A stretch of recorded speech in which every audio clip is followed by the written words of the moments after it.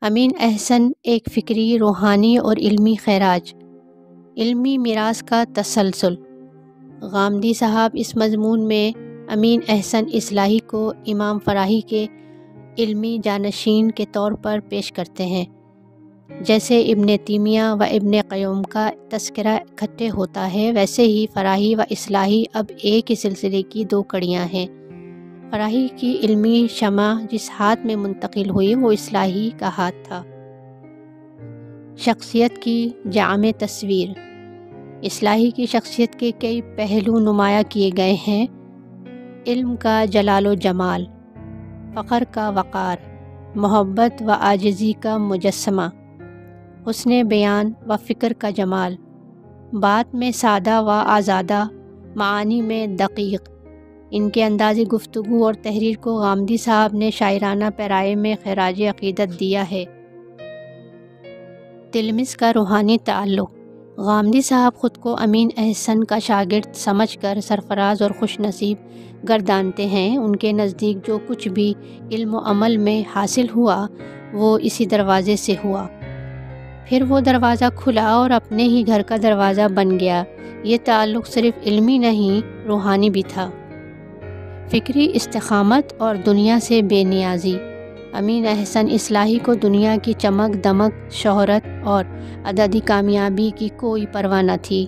غامدی صاحب کے مطابق وہ مقبولیت کی سیاست سے دور حق کی راہ پر اٹل تھے۔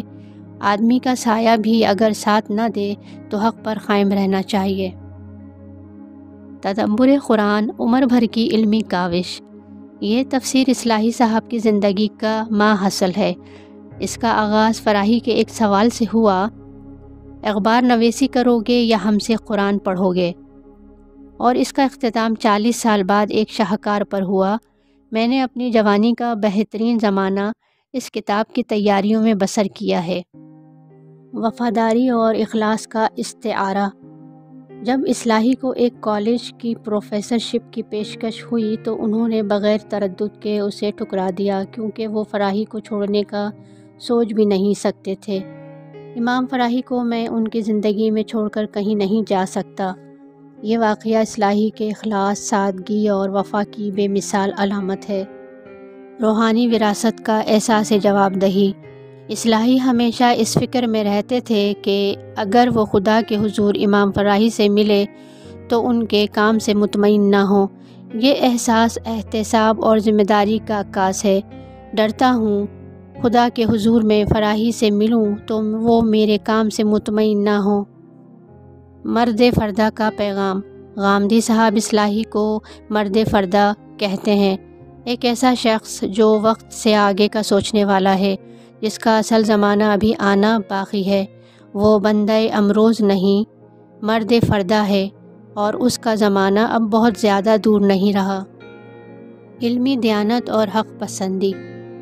غامدی صاحب نے سورہ توبہ کے ایک مقام پر اپنی رائے پیش کی جو استاد محترم امین احسن اصلاحی کی تحقیق سے مختلف تھی۔ اصلاحی صاحب نے بغیر کسی تعصب کے نہ صرف اس اختلاف کو سنا بلکہ غامدی صاحب کی بات کو مان بھی لیا۔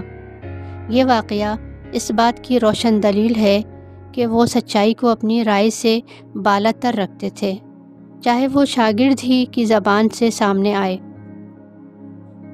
روایت و علم کے ساتھ رشتہ، حدیث کی تحصیل۔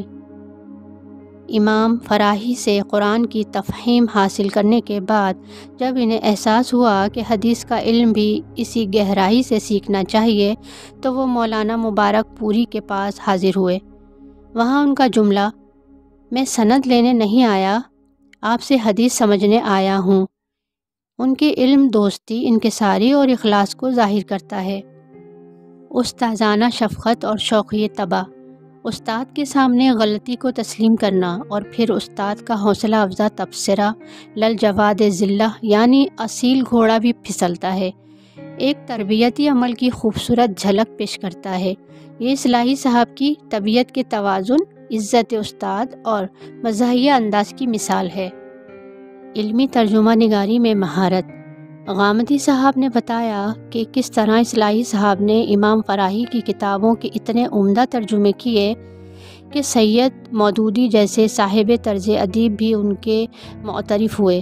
یہ ان کی لسانی مہارت اور علمی گہرائی کی علامت ہے۔ جماعت اسلامی اور مودودی صاحب سے رفاقت و اختلاف۔ اصلاحی صاحب نے مولانا مودودی کے ساتھ 16 سال کام کیا، علمی و فکری رہنمائی کی اور قید و بند کی صعوبتیں بھی برداشت کیں، لیکن جب اختلاف کی نوبت آئی تو انہوں نے صاف اور سادہ زبان میں جدائی کا فیصلہ سنایا۔ ان کے الفاظ: میں وہ قیمت ادا کرنے سے قاصر ہوں جو آپ نے رفاقت کی مانگی ہے۔ یہ جملہ اصلاحی صاحب کی اصول پسندی اور فکری خود مختاری کی مظہر ہے۔ اختلاف میں بھی محبت کا رویہ۔ یہ ایک نایاب پہلو ہے کہ اصلاحی صاحب کے اختلافات کبھی ذاتی نہیں بنے۔ ان کے الفاظ میں اختلاف میں بھی لذت تھی۔ مودودی صاحب کے انتقال پر ان کی خاموشی، پرانی یادوں کا تذکرہ اور تأسف، ان سب سے محبت کا گہرا رنگ جھلکتا ہے۔ بذلہ سنجی اور شوقیہ کلام۔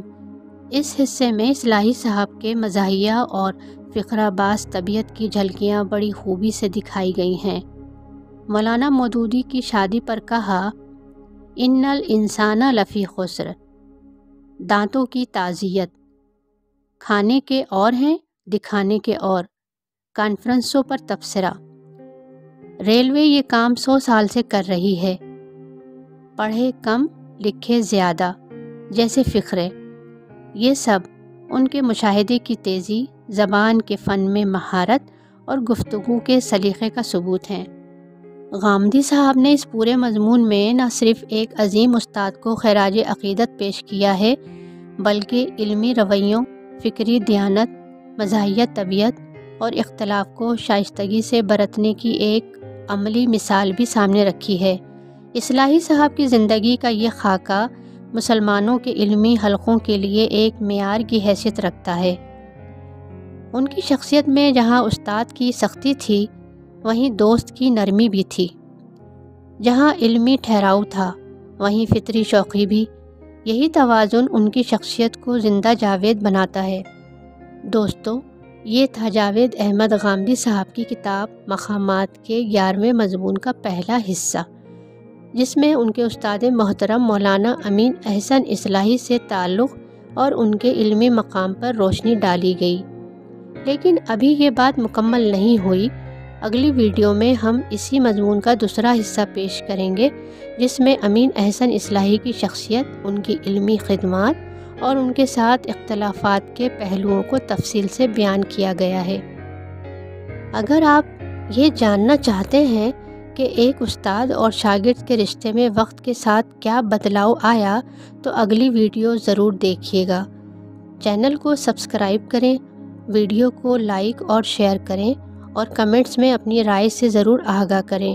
اللہ حافظ، پھر ملاقات ہوگی۔